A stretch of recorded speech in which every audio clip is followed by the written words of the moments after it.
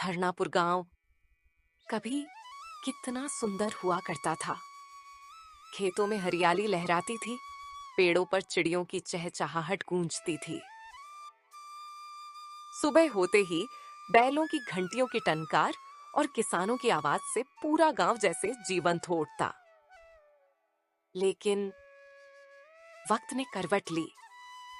धीरे धीरे बारिशें कम होने लगीं, कुएं और तालाब सूखने लगे, लहलहाते खेत बंजर हो गए।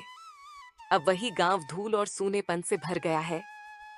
गलियों में सन्नाटा है और लोगों की आंखों में चिंता। अब यह गांव मेरे लिए रहने की जगह नहीं रह गया। खेत सूख गए हैं, पानी नहीं है और लोग परेशान हैं। अब मुझे बाहर जाकर काम ढूंढना होगा। कोई तो रास्ता मिलेगा। अरविंद ने अपनी छोटी सी झोली उठाई और गांव की धूल भरी सड़क पर चल पड़ा। हर कदम पर मिट्टी की खुरदरी आवाज उसके जूतों के नीचे गूंज रही थी। उसके मन में चिंता और उम्मीद का मिला जुला एहसास था। चिंता इस बात की कि क्या उसे बाहर काम मिलेगा, और उम्मीद कि कहीं उसे इंसानियत और ईमानदारी का सही इनाम मिलेगा। सड़क के किनारे वीरान खेतों में चलते चलते अरविंद ने देखा कि कई किसान सिर्फ मिट्टी खोद रहे थे, क्योंकि सूखे कुओं और तालाबों में पानी नाम मात्र का बचा था। छोटे बच्चे खेल की बजाय अपने परिवार की मदद में लगे थे। कुछ गड्ढे खोद रहे थे, कुछ सूखे पौधों पर पानी डालने की कोशिश कर रहे थे। यहां रहना अब मुश्किल है। मुझे काम के लिए नए गांव जाना ही होगा, जहां मुझे खाने पीने और काम की व्यवस्था मिल सके। थोड़ी देर चलने के बाद अरविंद की नजर दूर से रायपुर गांव पर पड़ी। वहां की हवा में हल्की ताजगी थी और खेतों में थोड़ी हरियाली दिखाई दे रही थी। ये उसके लिए आशा की किरण जैसा था। शायद वहां उसे कुछ काम मिल सके। अगर मुझे कोई काम मिलेगा तो कम से कम 2 वक्त का खाना तो मिल जाएगा, और यही मेरी छोटी सी शुरुआत होगी। मेहनत से मैं अपनी जिंदगी बदल सकता हूं। और इसी सोच के साथ अरविंद रायपुर की ओर बढ़ता रहा। धूल और धूप उसके कदमों को रोक नहीं पाई। उसके लिए अब सिर्फ एक ही रास्ता था, मेहनत और ईमानदारी से अपनी किस्मत बदलना। यह यात्रा सिर्फ एक गांव छोड़ने की नहीं थी, बल्कि एक नई जिंदगी की ओर कदम बढ़ाने की थी। और अरविंद के भीतर अब उम्मीद की छोटी छोटी किरणें जल रही थीं, जो उसे कठिनाइयों के बावजूद आगे बढ़ने की ताकत देती थीं।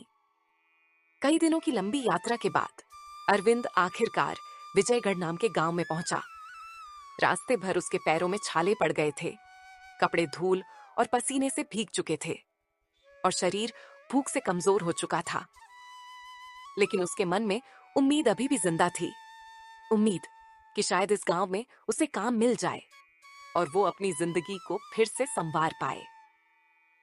अरविंद धीरे धीरे चौक में पहुंचता है। उसका चेहरा थका हुआ है, लेकिन आंखों में मेहनत और ईमानदारी झलक रही है। वह आसपास के लोगों से काम के बारे में पूछता है, लेकिन कोई संतोषजनक जवाब नहीं मिलता। भाई, यहाँ तो सबके पास अपने काम धंधे हैं। बाहर से आए लोगों को कोई आसानी से काम नहीं देता। हाँ, अगर सचमुच काम करना चाहते हो तो जगदीश सेठ के पास जाओ। वो इस गांव के सबसे बड़े किसान हैं। उनके पास जमीनें भी हैं और पशुधन भी। शायद वही मदद कर दें। अरविंद ने सुना था कि बड़े लोग अक्सर बाहर वालों पर भरोसा नहीं करते, लेकिन उसके पास कोई और रास्ता नहीं था। उसने ठान लिया कि चाहे जो हो, वो सेठ जगदीश से मिलने जाएगा। प्रणाम सेठ जी, मेरा नाम अरविंद है। मैं दूर के गांव से आया हूं। वहां भयंकर अकाल पड़ा है। न पानी बचा है, न अनाज। मैं काम की तलाश में यहां पहुंचा हूं। कृपया मुझे कोई काम दे दीजिए, चाहे छोटा हो या बड़ा। मैं पूरी ईमानदारी से करूंगा। काम? अरे भाई, काम तो बहुत है, लेकिन बाहर से आए लोग अक्सर 2-4 दिन में भाग जाते हैं। यहाँ की जिम्मेदारियां आसान नहीं है। तुमसे तो लगता है कि 2 दिन भी नहीं टिकोगे। सेठ जी, मैं कसम खाता हूं, चाहे कितना भी कठिन काम हो, मैं पूरी मेहनत और लगन से निभाऊंगा।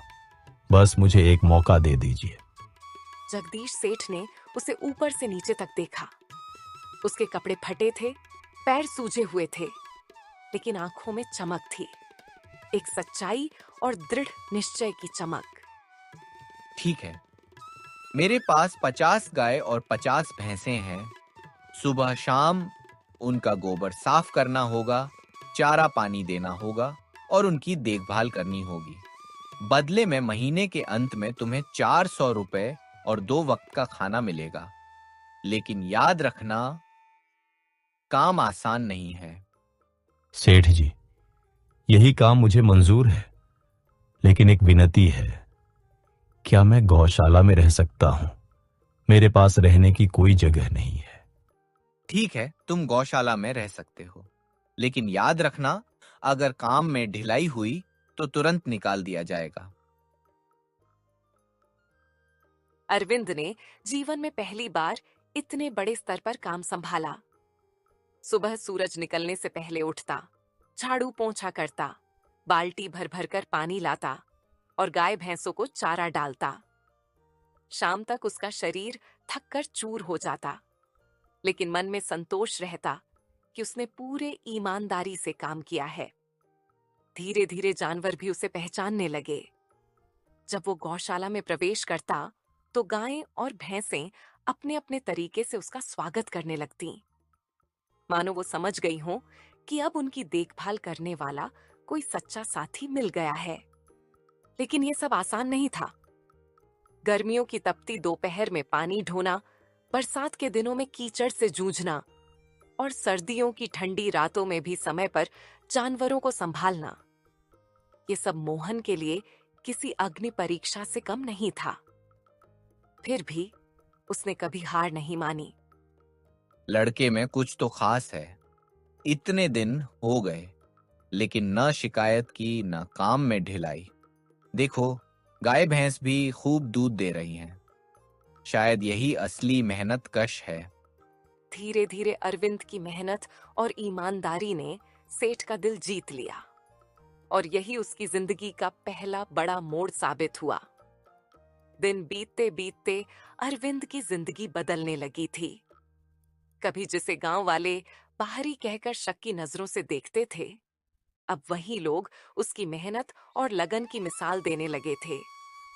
उसकी ईमानदारी और समय पर काम पूरा करने की आदत ने सबका दिल जीत लिया। सुबह का वक्त, जब बाकी गांव वाले नींद में होते, अरविंद पहले ही काम पर लग जाता। उसका दिन जानवरों के गोबर की सफाई से शुरू होता, फिर चारा काटना, पानी भरना और फिर जानवरों को खिलाना। अरविंद, इधर आओ। जी सेठ जी। तुम्हारी मेहनत देखकर मैं बहुत खुश हूं। जानवर अब पहले से ज्यादा दूध दे रहे हैं। तुम्हारी लगन और ईमानदारी ने सब बदल दिया। इसीलिए मैंने तय किया है कि अब तुम्हारी तनख्वाह बढ़ाकर 800 रुपए कर दी जाए। सेठ जी, आपका बहुत बहुत धन्यवाद। ये आपके विश्वास की वजह से ही संभव हुआ है। मैं वादा करता हूं कि अपनी मेहनत और ईमानदारी से कभी आपको निराश नहीं करूंगा। अरविंद के लिए ये सिर्फ तनख्वाह बढ़ने की खबर नहीं थी, बल्कि उसकी मेहनत का प्रमाण था। जैसे किसी ने उसके संघर्ष को मान्यता दी हो।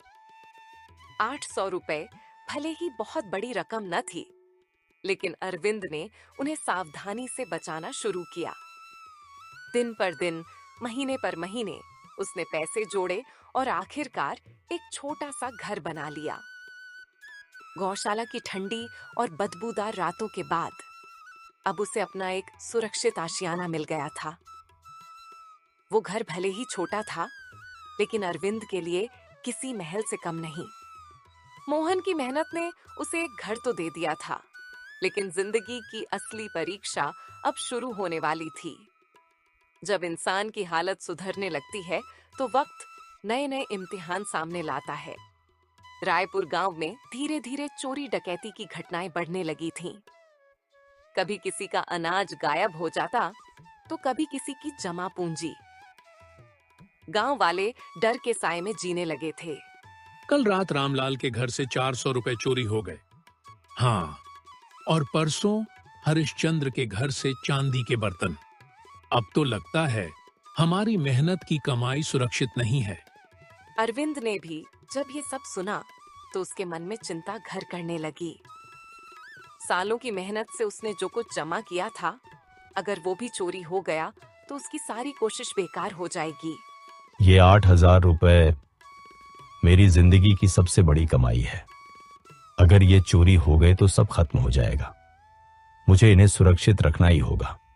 अरविंद ने बहुत सोचने के बाद तय किया कि वो अपने पैसे गांव के जमींदार के पास रखेगा, क्योंकि गांव में सबसे ताकतवर और सुरक्षित जगह वही थी। प्रणाम जमींदार साहब, मैं सालों की मेहनत से कुछ पैसे जमा किए हैं। गांव में चोरी की घटनाएं बढ़ रही हैं। कृपा करके इन्हें अपने पास सुरक्षित रख लीजिए। कितने पैसे हैं तेरे पास? 8,000। ठीक है, रख दे, जब चाहेगा वापस ले जाना। अरविंद ने मासूमियत में अपने जीवन की सारी कमाई जमींदार के हवाले कर दी, लेकिन उसे नहीं पता था कि उसने सांप के बिल में हाथ डाल दिया है। कुछ महीनों बाद अरविंद जमींदार के पास पैसे लेने जाता है। जमींदार साहब, मुझे अपने पैसे वापस चाहिए। एक जरूरी काम है। कौन से पैसे? मैंने तुझे कब से कहा कि तेरे पैसे रखूंगा? भाग यहां से। साहब, ये आप क्या कह रहे हैं? मैंने तो अपने हाथों से आपको पैसे दिए थे। चुप, झूठा कहीं का। पहरेदार, इसे बाहर निकालो। अरविंद की मेहनत की कमाई लूट ली गई। ऊपर से उसे मार पीट कर बेइज्जत कर बाहर निकाल दिया गया। उसकी आंखों में आंसू थे, लेकिन दिल में एक आग जल उठी थी। अरविंद जगदीश सेठ के पास दौड़ता हुआ जाता है। सेठ जी, मेरे साथ बहुत बड़ा धोखा हो गया। जमींदार ने मेरे 8,000 रुपए हड़प लिए और मुझे पीट कर भगा दिया। अरविंद, शांत हो जाओ। मैंने पहले ही कहा था जमींदार पर भरोसा मत करना, लेकिन अभी भी देर नहीं हुई है। मैं तुम्हें तुम्हारे पैसे वापस दिलाऊंगा। सच सेठ जी? लेकिन कैसे? धोखेबाज को उसकी ही चाल में फंसाना होगा।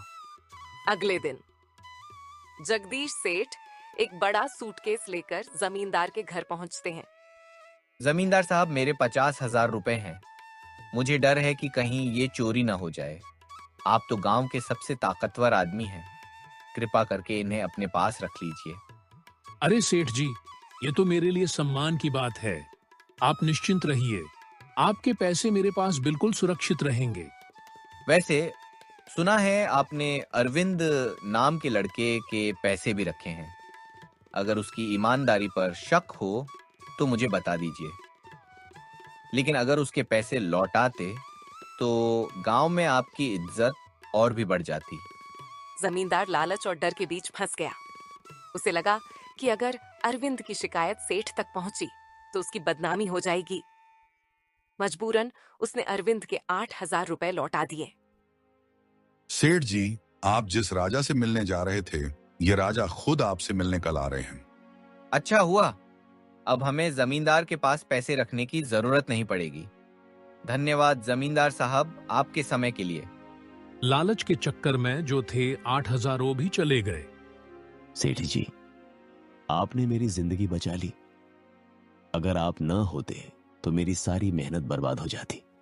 अरविंद, याद रखना, मेहनत से कमाए पैसे कभी बर्बाद नहीं होते, और जो दूसरों का हक मारता है उसका अंत अच्छा नहीं होता। अरविंद ने उस दिन सीखा कि मेहनत के साथ साथ समझदारी भी जरूरी है, और जिंदगी में सबसे बड़ा खजाना है ईमानदारी और सच्चाई। ये कहानी हमें एक गहरी सीख देती है कि इंसान चाहे कितनी भी मुश्किलों में क्यों ना हो, मेहनत और ईमानदारी ही उसका सबसे बड़ा सहारा है। लालच, धोखा और झूठ की नींव पर खड़ा साम्राज्य कभी टिकता नहीं, लेकिन सच्चाई और मेहनत की ताकत हमेशा कायम रहती है। याद रखिए, धन से बड़ा है ईमान, और ईमानदारी ही इंसान की असली पहचान है।